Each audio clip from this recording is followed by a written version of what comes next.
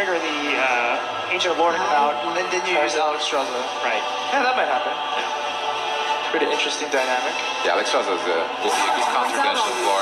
They put a 5-5, they put an 8-8. Yeah, looking at this hand from Oskkaka, I think the Ice Lance is actually just a dead card now. Oskkaka already used double crossbows, so all his damage is from minions and from 2 fireballs. It's also important to note, this is a very minor thing, but Oskkaka chose to use the fireball, one of the fireballs that was created by Antonidas, because it doesn't necessarily reveal that he has 4 fireballs. So obviously, PingPingHo probably suspects them. But when I play this matchup on ladder, it's usually one of those things where I try to remember to use the fireball so that, I'm not just saying I do have 3 or 4 fireballs. Sure, information is key. And wow, Oskkaka is actually down to 1 card. One last card. This means like he got that fireball. Like even without that fireball, he still had a great. He was in a great shape because he's seen low flip, he's seen double initial floor. Druid has no way to heal. Through all that pile of fireballs.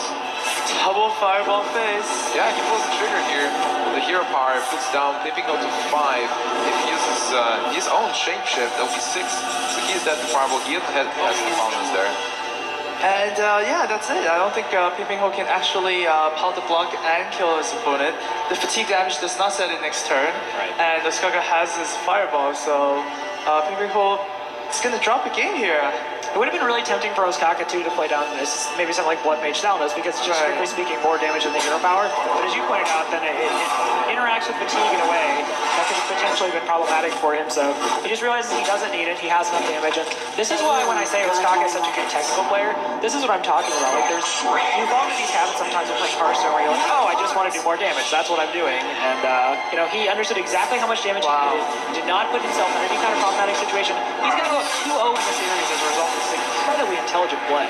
And that was such an important win because Freeze Mage was supposed to have a bad matchup versus this whole lineup for PingPingHo, and now he secured the win. He's down to his oil rogue, and he only needs to win 1 game. He has 3 chances to do it. And that's honestly that matchup. It cannot be overstated. It's so incredibly difficult for the Freeze Mage. So very, very just super good play from Oskkaka. There he is, 1 game away from advancing. Yeah, it was very impressive. There was a point where PingPingHo had 5 or 6 minions even on the board, and Oskkaka just find a way to deal with all of them while still not fatiguing and destroying his opponent at the same time. Absolutely. So guys, being PingPingHo, what do you think you bring this time? You know Oskkaka is gonna bring Rogue. What will be the best matchup? I'm going with Hunter. You're going with Hunter? Oh yeah. Well, okay, at the end of the day, it doesn't matter, right? Right. So I think you just need to bring out the Shaman now, get the confidence back in your side. Sure, that's actually, I'm going to change my answer. I like that. You are the Shaman. It is time. This could potentially be your last game if you lose. You want to play that Shaman, so. Yeah. Yep. And he did say that Elements gonna destroy Oskkaka. Yeah. So we heard a lot from PingPingHo. We've seen an interview with him. What I want to see and what I will hear is Oskkaka saying about what he thinks about this match.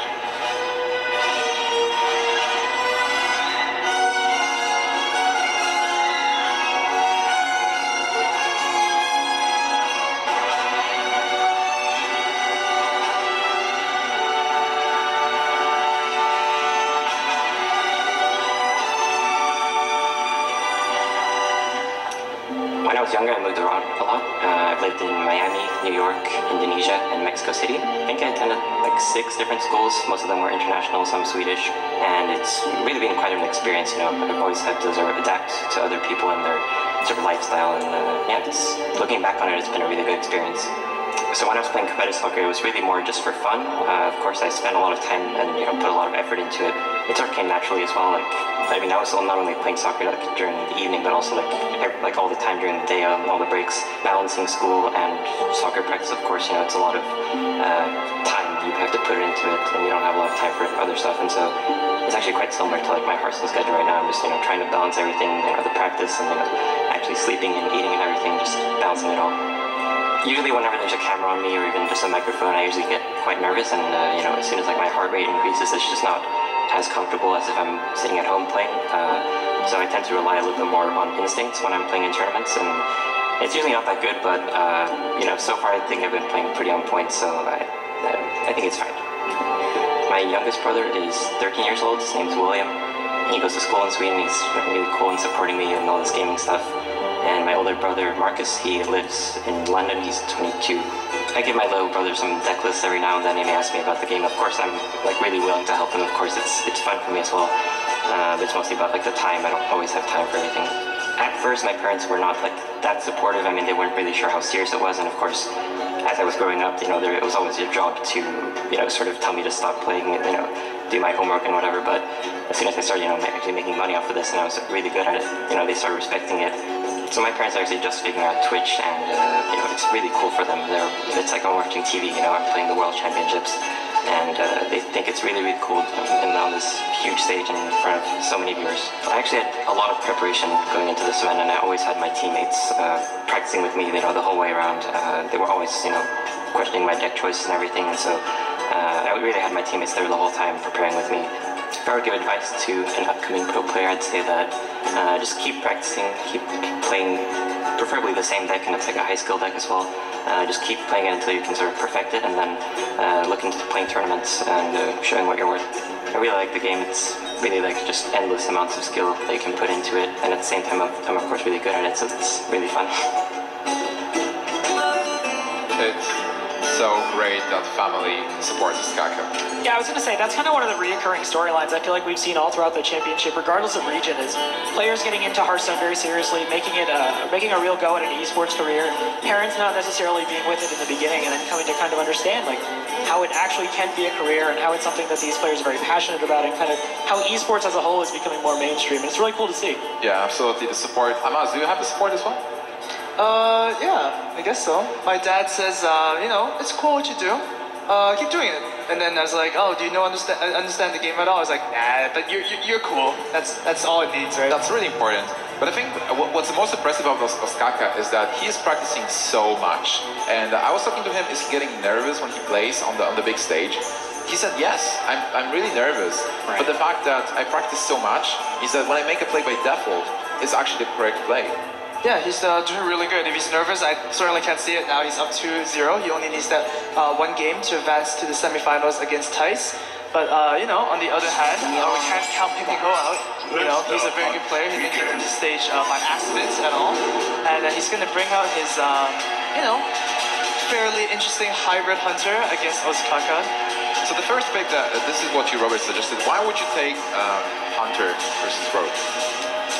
In my experience playing against Rogue on ladder, obviously I haven't played Hunter much this month, but in prior months I've played a fair bit of it, and I feel like the Rogue kind of has to have very specific answers to what you're doing at that moment, and then if it doesn't have it, you just run them over. And what's a good counter to Rogue and all their hijinks? Just killing them with your bow. Yeah, absolutely. A very fast counter is really good, especially with Fellow Reavers. The card, when it's being dropped, you just sap it. Like, killing it is so much damage, and Rogue has only a limited amount of damage to finish his opponent. There's sometimes a big creature that comes one turn before high main is just enough to deal with the Rogue. Oskkaka is going to decide whether he keeps these saps or not. It's going to be very good if he does, if he knows what PingPingHo is doing here. I was going to say, because he knows the lineup and he understands the deck list for PingPingHo, it's something where, like, as a rogue, you normally don't want to keep sap. Right. You just don't want to. But against PingPingHo, we saw him really consider, he's like, I could just win the game right there if I just put the Fel Reaver back in the hand. But opts not to keep it. PingPingHo does, however, keep Fel Reaver, which is a very, very strong card, especially if he can follow it up with a turn 6 Savannah High Main. That represents so much damage coming in each turn. Yeah, but before he does that, he actually needs the minions for the first turns. He is the jungler, he is missing the 1-drop. And he's missing the 3-drop. Unleash the Hounds. Oh, Animal Practice actually will help a lot with this curve. Yeah, this is suddenly a way better curve. If he could just come into something like a Shredder, he would really, the hand would basically just kind of play itself at that point. Exactly. But right now, turn 2, playing a turn 2 juggler against the Rogue never feels good. No. They have Coin SI7, they have Backstab, they have Poison, it's not going to live. But at the same time, you still need to play something. You need your opponent to expend their resources. If you just hear a power pass, they can just do anything they want. Alright, including this thing. Question for you guys, which is it scarier to play a Night Juggler against, a Rogue or a Druid? Rogue. You think so? There you go. More answers, right? Backstab. It's a very, very simple answer. Fair. That's straightforward. I personally am more afraid of the Druid, but that's just because I feel like I've seen so many Druids when I play Hunter. Well, the thing with the opening weekend that we saw on BlizzCon Top 16 is that 100% of the knife jugglers that were played on turn 2 just got sniped by the innervate keep to grove. So that might have skewed your opinion a bit. I was going to say, much like Millhouse Manastorm, Knife Juggler, another gnome, doesn't really have a long lifespan. It usually lives about a third of a turn before it is brutally murdered by either Keeper of the Grove or a backstab or a stiff breeze. Do you like gnomes, Robert? I actually really feel for gnomes. I mean, not being necessarily super tall myself, I feel like I kind of relate to them, and I just don't understand why, you know, they're picked on so You much. should avoid World of Warcraft. There's a quest, they are a ball of fire. Just crush them. No, I just play Orc Hunters there, so no problem. There you go. Alright guys, so TaTa Cafe-Oskkaka's hand. He is debating what to do with that jungler. If there's any merit to stabbing it. He decides to go for that exactly. I think it's very good for him that he got the coin. He's fine as well. It doesn't seem that he got that deadly poison, which is very good in the beginning, but he has a fan of knives, and he has some AoE possibilities. He probably played down the Thalnos because it puts a 1/1 on the board that's going to help him draw a card. But I like to think it was a statement just to overkill. He didn't mean to do 3 damage. He chose to do 3 damage. Alright. Well, the thing in the end of the day is that hunters have a really hard time dealing with a one-health creature efficiently. You don't want to blow it down. Quick shot. Yeah, you don't want to do any of those. That's that one point where you're like, quick shot, why aren't you a better hero power? Where most of the time you love quick shot. Or steady shot rather, but... Alright, so PingPingHo actually got the Yoke and picked up Hunter Creeper. Hunter Creeper will be helpful on turn 4 because he will be able to hero power. Now, for Oskkaka, it is a bit of an awkward situation, I guess. On the other hand, it's like, Eviscer is free damage. He has a hero, he has a bonus up. Wow. I think that would... Imagine if that turn he had like a prep, so he could have just, you know, Violet Teacher prep the Eviscer. Yeah, or imagine if the companion was a Huffer, it would actually work out for Oskkaka even better.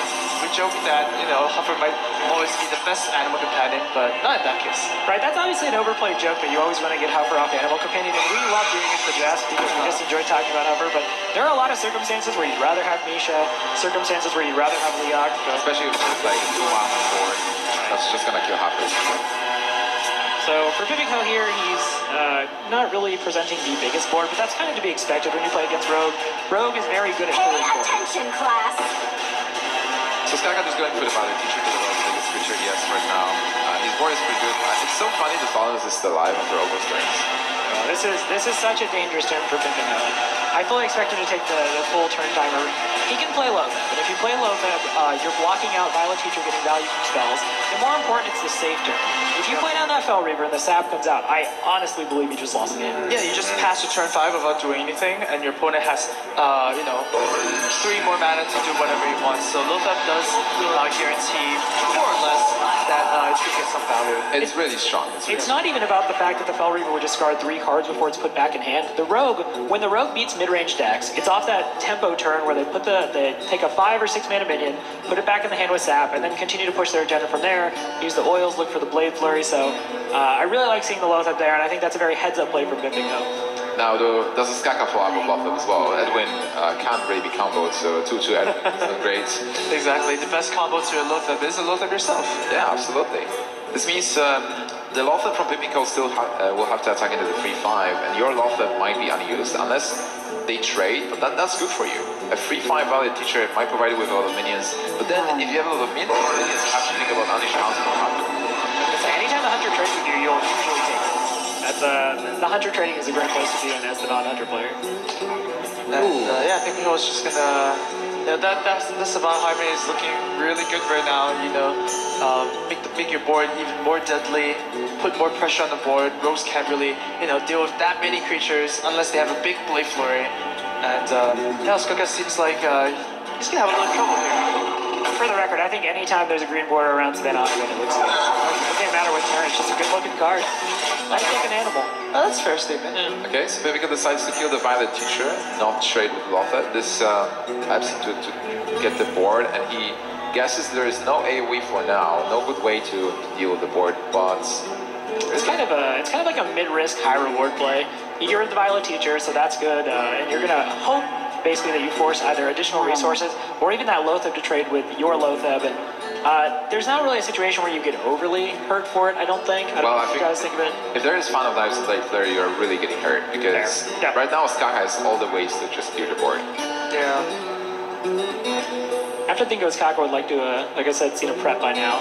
That would really allow him to kind of go crazy with a tempo turn, but especially with Edwin Van Cleef sitting in hand. Yeah, with 6 mana right now, Oscar doesn't have too many options. If he clears the board, he might have to use the foil and the flurry, which he's having to do, just play off the board and play the long game. Other option was just going with the Phantom Knives, then attacking with the weapon of the spider and using flurry as well. That's true. But PingPingHo has a surprise, double surprise. There's going to be 2 Fell Reavers. PingPingHo's going to perhaps even lose his whole deck. Oh, he's thinking about it, because if he does this, and gosh, if he follows it up with another Fell Reaver on the following turn, it's one of those things where he doesn't really know if he's going to get to draw any more cards ever again, or if he's just going to immediately be playing in a position where all those cards are being milled. But that's what's in his hand. It represents a lot of damage. And if Oskkaka doesn't have the sap, then PingPingHo's in a good spot. Yeah, at the end of the day, you just saw an Oil Blade Flurry, so Oskkaka's only way of dealing with this Fell Reaver is a sap. There's no more direct damage. And if there is even more direct damage, but PingPingHo just has a second one. Doesn't really matter. That first one gets killed. The big question is, as Oskkaka, do you fish for sap without Drake, which is a possibility, or do you just develop by literature and then by putting 2 good minions on board, which means that if you mill more cards, but it's all about not just attempting to counter trade with your minions to give yourself a difference. Yeah, I mean with Adric, you would have missed the 3-5 if you missed the sap draw. Oh man. You know, something with a Fell Reaver is like fish for the card you need for the next turn, you know? Yeah, that was just like watching That's the advantage of the card, right? Just mill all the bad cards. Yeah. That to me was just like watching like the Price is Right spinner, like ding ding ding ding, then just lands on Dr. Boom. It was Jackpot. so much pain in my chest. It was hurt to watch, but right to the face. Hunter likes to go face. I was gonna say, it's not too many other. I don't think you trade at this point. It's clear he doesn't have sap, and that's really the only thing you're scared of. Yeah, Dr. Boom is gonna put an extra in case that Fell Reaver was not doing enough damage. Here's Dr. Boom. Well, you can get a secret. If he has something like Explosive Chop, or even a Freezing Chop, it should be alright. Yeah, of course. Also limit the possibility of drawing a secret next turn. It's so great. It's not a sap, so Oskkaka needs to find some other answers. And well, he can use Outer Drake and Eviscerate and attack with a 3-5 into an 8-8. right, but then there is a trap. So at the end of the day, you're left with only a 4-4, and Dr. Boom's just gonna push Oskkaka off the game.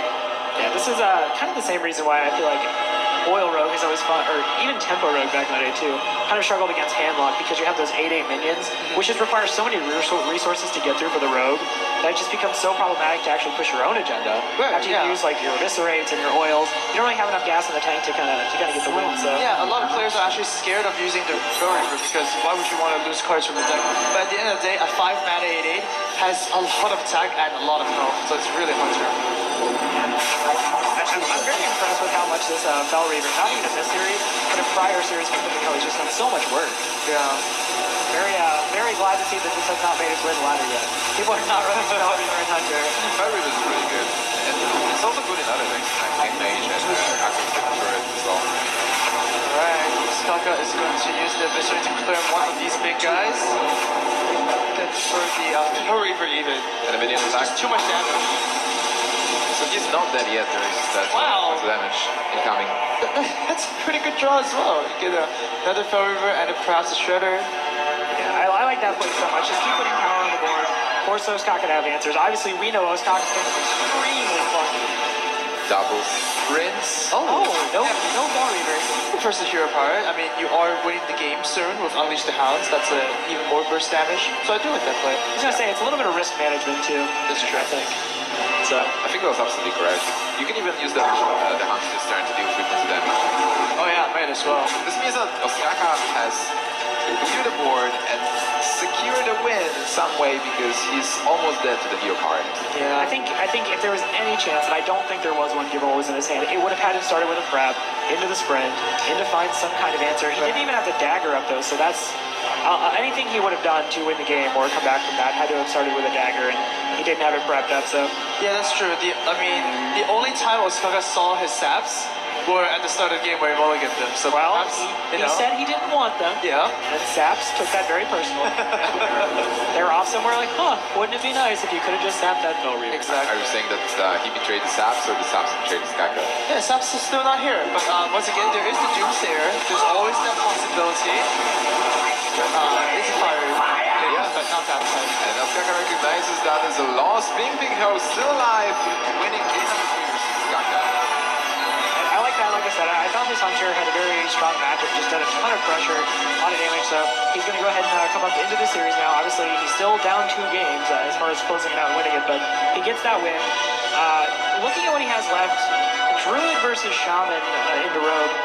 I feel like Rogue, everything we've seen suggests that the Shaman usually loses to the Rogue because of all his board clears, all the rapid tempo swings where Shaman already kind of has a weakness. So I'd like to see him go ahead and go with Druid as opposed to going to the mentality of, oh, I have to get the win with Shaman anyway.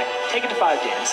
Yeah, just go with the one that's most comfortable right now. You just won a game, you got your confidence boost a little bit up. So, just play your game and force Oskkaka to react to your place. Yep. Yeah, absolutely. And I'm really curious to see that Shaman versus our Rogue, because many games I've seen Rogue actually falling to Shaman. If the Shaman is able to maintain the board control and pressure you with the cards like Fire Elemental, deal with your board, Shaman can take the game. Sure. Alright guys, we sat down with Oskkaka to ask him when he realized that he can go pro, so let's see what he has to say.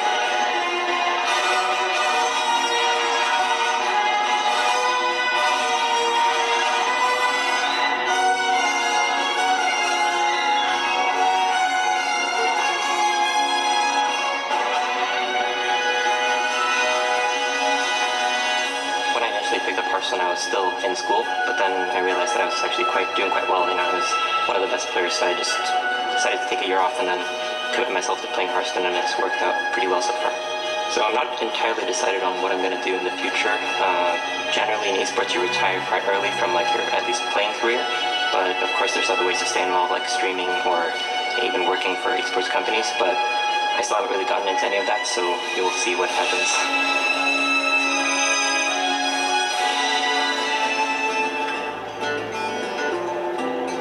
Alright guys, so this might be the last game. If Oskkaka wins with the Rogue, he advances. If PingPingHo loses here, he's eliminated. But he's not out yet. He has a Druid deck and a Trust Shaman. He promised that elements are gonna destroy Oskkaka. Will he deliver, Robert?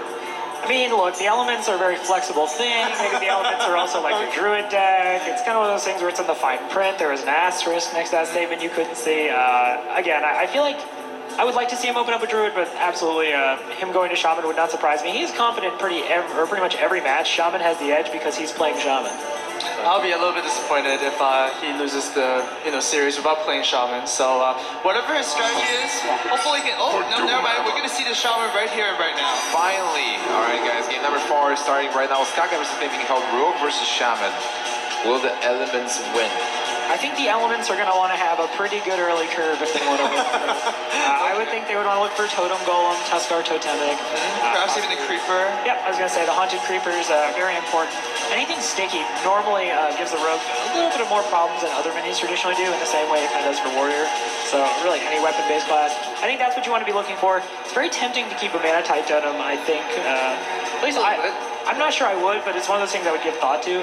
Because Shaman, having access to more cards and possibly getting 1 or 2 draws on it is really big.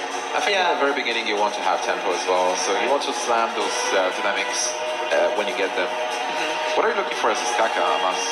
Oh, as Oskkaka, I'm just looking for minions early on, and look for the minions that actually aren't 3 health. There are so many minions that Rogue runs that have 3 health. Earthen Ring Farseer, SI7 Agent, and Shredder. Why that is because they die to everything that's 3 from the Shaman. You die to Rock Biter, you die to Flame Totem plus a 1/1. There's just such efficient ways for Shamans to deal 3 damage. So the Violet Teacher is going to be amazing for Oskkaka here. Yeah, it looks pretty good. So looking at both hands, I think Oskkaka has really nice head, not only because of Violet Teacher, but Preparation Sprint looks good as well. Coin is always good for Rogue. And on the PingPingHo side, well, he doesn't really have turn 2 yet. Well, now he has one. The Nerubian Egg is actually a very good card against Rogue. Yeah. It's kind of good in Rogue in the same, or in Shaman in the same way it's good in Zoo, right? If they clear the board, you get the 4/4, so you automatically kind of get something going on the new board you're trying to develop. And I don't think you would ever consider making a totem overplaying the egg. So exactly, and there's so many ways to activate it, right? 2 activators already in the hand. We have Rock Biter Weapon on the egg, or you can Flame Totem on the egg. I'm so excited to see the Tuskar Totemic being played. Hopefully next turn. It's bedtime. It's bedtime. Real quick, I'm saying Mana-Tide Totem off Tuskar Totemic. I'll take a totem golem. I will say Stone Claw. Okay. So I think you and I are actually tied over the course of the Hearthstone World That's Championship. true. One apiece. But what PingPingHo is thinking is, of course, if he gets that Flame Tongue Totem, 1 out of 8, he wants to play this Tuskar together on the left side. Yeah, well, That's tell what you We all lose. Yeah. I mean, it's one more damage. I agree. It's not necessarily what you want, but actually, it might even just be the worst one you could have gotten. Now that Yeah, not really good. It's the only totem that dies to the hero power. And Oskkaka here is just going to go ahead and play the Body Teacher, play the Preparation, and the Eviscerate to spawn 2 1/1s. That's such a big swing turn, and exactly what rogues are looking for in turn 4. Yeah, an amazing tempo play. And you know about Tuskar Totemic, I think still, even though you get a 1/1, it's not absolutely bad because you get 4 free in power for this is one of those things where he overkilled the Tuskar Totemic by 2 damage, but that's okay. He managed to generate another 1/1 student from the Violent Teacher. Or Violent Teacher. No, Violent Teacher. Oh, man. I swear, she looks very friendly. Violent Teacher. And more importantly, he's taken tempo away from the Shaman, and Shaman tends to have a really hard time getting tempo back. Well, that's one of the answers, one of the few answers that PingPingHo actually has. This Valkyrie and Flame Tongue combination. It's going to deal exactly 5 damage, spawn the 4/4, which is right now a 6/4, and also gets the Zombie Chat to fill out his curve. Yeah, PingPingHo is fighting back. One of the tempo taking cards is Lightning Storm, and he is playing one of these, right? That's right.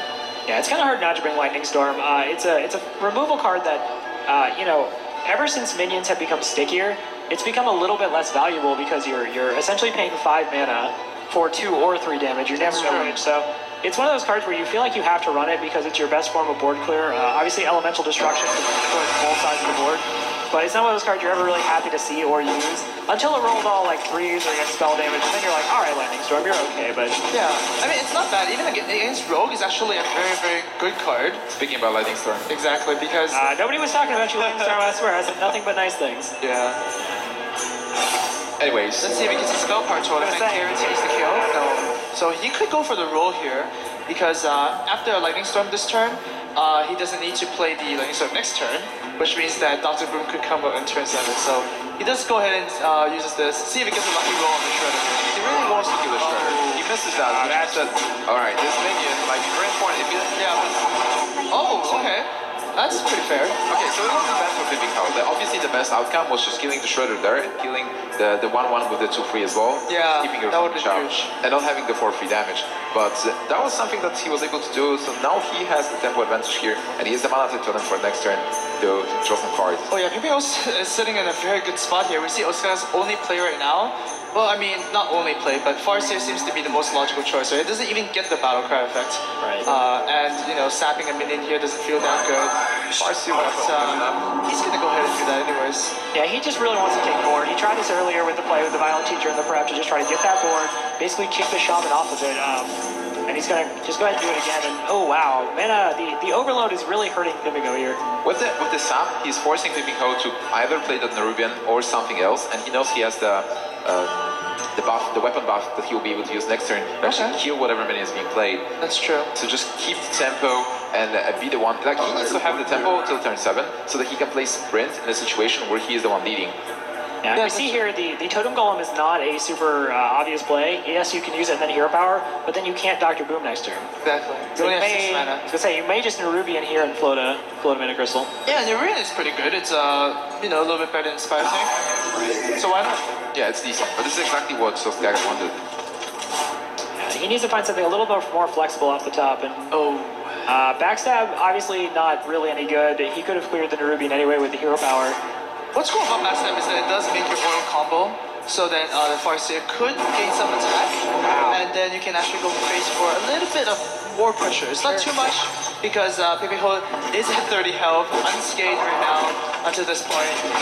Yeah, that was pretty good for Oskkaka being in that Backstab there. Oh, wow. Normally you just play Dr. Boom, but how much damage is there? Not enough yet. I think you still just play Dr. Boom. Yeah, you definitely play Dr. Boom here. It's so much board. Think about your options. I don't think you think too much about this one. You think a little bit, and you realize it is turn 7, and it's green. Dr. Boom costs 7 mana, so you just go ahead. Not even that. If the Feral Spirits were like 3 2s instead of 2 3s, then one of them doesn't trade out with your Earthen Ring Farseer, so you're probably gonna have to trade 2. You're getting back in that position where you're overloading yourself. Obviously, with this, you're kind of just hoping the boom bots end up taking care of the 6-3. Right. And The problem for our spirits was also like the weapon was actually buffed, so Blade Flurry clears the board. Right. Alright, let's see what Oskkaka chooses to do here. He could use the backstab and kill off the Thunderbolt, but that does mean that he loses his Earthing Ring Farseer. And Rose are really important. They only play X amount of minions. So, that's why Warriors is such a fast matchup, because Warriors just clear all their minions. And Bloodlust, not really too necessary now. Bloodlust not going to do a lot here, but it's one of the inclusions I really like in PingPingHo's deck. Kind of looking at the meta and kind of what he thought would be most useful in helping him win the game. Bloodlust is a card where obviously the surprise factor is what makes it really powerful, but even then, Oskkaka has to constantly evaluate everything he's doing against Bloodlust now, and Bloodlust is one of those things where even if you don't have a lot of cards, you just keep making totems, and maybe the rogue doesn't feel like expending a board clear, you can do a ton of damage on one turn thanks to Bloodlust and Hero Power. Yeah, absolutely. If there will be no board clear right now for Oskkaka, and we know there is one, that will put PingPingHo in a great position. Also, the decision to kill Dr. Boom might have been dictated by the fact that there is a Bloodlust in the deck.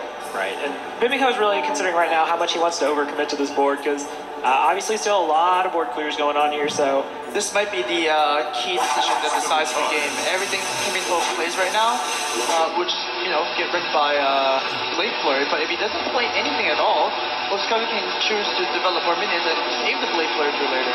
Right. This is a tricky turn. This is a really high risk, high reward play that's gonna punish him if he goes for it. I like not playing anything. This board is pretty good, and it's also forcing Oskkaka to deal with the Mana Tide Totem. So if he deals with it with one board clear, you will have that Feral Spirit for the next turn. Yeah, it's just one of those things, again, where overloading yourself to walk into a Blade Flurry feels like too many bad things at once. It doesn't really feel like a winning gamble. So I agree with you, Nimshai. I like him just not doing that. Yeah, he's only got rewarded here. 7 damage to the robots. That's quite a bit. It might matter. And then there's second Hex, so a lot of spells. Yeah, I mean, 8-mana Hex doesn't look like it's too bad right now. You know your opponent only runs one copy of Loatheb. So, yeah, just pass your turn. And, PingPingHo might even go the strategy of clearing every single rogue minion, because without minions, they actually don't have any more burst damage. Oil needs that target to, get the maximum potential. Right. I really like the Hex here, too. I don't think you're giving up too much. And, again, this actually kind of goes to my general complaint with Feral Spirits in a Shaman deck anyway, is I don't think these days they're necessarily as impactful as they used to be. So we see Feral Spirit, he keeps passing on it because it's not in a situation where it actually affects the board much. Yeah, but this means also Oskkaka can actually sprint here if he wants to. He can develop board without a trick. He still has the one having tempo, and that's exactly what he wants in the rogue deck. And for PingPingHo, the board is really, it's a really bad spot overall. Yeah, this is not going to help his condition or win condition of bloodlusting. So he needs to find a way to get back on this board. He's already used a lightning storm, and the rogue, oddly enough, the oil rogue, is the one dominating the board with minions. So. Yeah. Well, one of them is a frog. Oh, that's still a minion. Not be rude to the frog. If Oskkaka somehow top decks Kill Command as a rogue, that's going to be very relevant. Houndmaster could also come down. Well, there are no spell slingers. So for PingPingHo, this is a really bad spot. Haunted Creeper is not helping him a lot. Feral Spirit is a must play. You are obviously afraid of something like Fan of Knives with double spell damage can clear those Feral Spirit. Double spell damage does look really, really threatful, and PingPingHo might even have to Hex an Azure, and that's just not what you want. Azure already drew a card for Oskkaka. Well, I'm pretty sure he realized the only other target that he would ever look to Hex was probably just going to be Edwin Van Cleave. That's true. But if a big Edwin Van Cleave comes down past this point, it might just be too much anyway. Are we going to see a Battle Frog? Yeah, we might see a very, very angry frog. With the oil? I believe the term is Battletoads. We're going to see Battletoad. Battletoads. So Oskkaka has those sprints in hand too, so he can just keep digging for more resources and more ways to possibly end it. And, Shaman is on that Shaman curse right now, where he's not drawing cards. He's just kind of forced to use what he has. And he's really just kind of walking minions into the buzzsaw he imagines there. Wow. It's not even an imagined buzzsaw now; it's a real one. The Blade Flurry. All right. Well, let's fish for more efficient answers. Perhaps draw a preparation. No. Well, at this point he can do anything he wants. He just needs to stay behind the bloodlust range, and he has double taunt. Like, yeah, I was gonna say he has his frogs just holding the line, and I mean, it kind of doesn't matter. Just PingPingHo doesn't really have the board to try to go for the bloodlust. So I mean, the frogs are there. They're doing the right thing. They're trying to keep him safe, but they have a very lax job as far as trying to protect him because there's not too much going on. Is it like spoiling a bit a new class in the Heroes of Warcraft? Maybe like Valiera is trying to become the witch doctor, you know, throwing frogs? I can safely say that's not a thing. Okay. Don't worry about it. Confirm. Yeah. Confirmed, Valiera is a rogue, not a witch doctor. The frogs are confusing though. No, actually, because it came from X. Very straightforward. Okay. Alright, you got me there. Makes sense. Yeah. What about spiders? Yeah, I don't know how Shaman gets spiders. That's more kind of a Diablo thing as far as I know it. But we see here, Oskkaka just has so many answers in hand. And PingPingHo is not really even going to necessarily be putting down enough minions, generally speaking, to really require all those answers. So Oskkaka can really take his time here and figure out how he wants to win this game. Yeah. Absolutely. Well, PingPingHo right now needs to figure out what to do. He's in a very good position. He is with his Shaman that he loves. But if he loses this game, he is eliminated and Oskkaka goes through to the semifinal. Oskkaka though, I was talking to him a bit before and he said he's super confident. I pointed out that the matchup actually favors PingPingHo because the freeze mage is a weak link. But Oskkaka said, it doesn't matter. I'm confident I'm going to win. Yeah, I was looking to see if, I guess, how his nerves would hold up. Because even, obviously he said that in the interview, and Vitality Tone does not help, but, he said before that, he's one of those players who comes to live events and it can be really a little bit jarring for him. He focuses more on the crowd, he focuses more on his opponent in front of him as opposed to, making really good plays. And yeah, we haven't seen that affect him at all. As you said earlier, he is really playing just very, very tight Hearthstone right now. He's not making any misplays that I've seen. I don't know about you guys, but no, he's playing really well. Yeah. And I'm just looking at double Fan of Knives with that spell damage. Oh man, and a Valor Teacher to make some more, 1/1s. Yeah, it's tough. It's tough having all the answers. Well, it's tough for PingPingHo. I mean, it's like the dream situation for Oskkaka. Yeah, Oskkaka is like, I brought Rogue specifically for this, So for these matchups. If you're a fan of Oskkaka, and if you're a fan of Knives, you should be really happy now. Oh. Yeah, I'm a big fan of Knives. Thanks to that card. I'm a fan of Knives too. I'm a fan of Violet Teacher and a double fan of Knives here. That is the play I want to make. Maybe you just go with the Think Masters. Pay attention, class. This is just way too efficient. Yeah. Dealing 2 damage across the board 2 times. Clearing everything off the board and just kind of slowly, gingerly skipping to the finish line. Oh, right. And the preparation as well. Might as well, so you can play the Earthen Reinforce here. Oskkaka's looking in a very dominating position. PingPingHo is going to draw, I think, Swing Off the Top or Elemental Destruction, but no. Another reactive card. Oh man. Well, this time Elements didn't really work, so he needs to counter damage. Can he do anything? Feral Spirit can block at least 6 points of damage here. Yeah, he's gonna try his hard to, weather the storm, but the storm might be too much as Oskkaka has deadly poison, oil, and a flurry, and an eviscerate to top it off. Look at the difference in number of cards that have been drawn. Like, obviously, we don't necessarily right here have access to the exact numbers, but you can just tell. Look how many more cards are out PingPingHo's deck. Way too much. Yep, Oskkaka realizes that he's got lethal no matter what happens. And this means Oskkaka is gonna win game number 4. And win the whole match versus PingPingHo 3-1. The back of the flurry, minions attack. Oskkaka is your victor.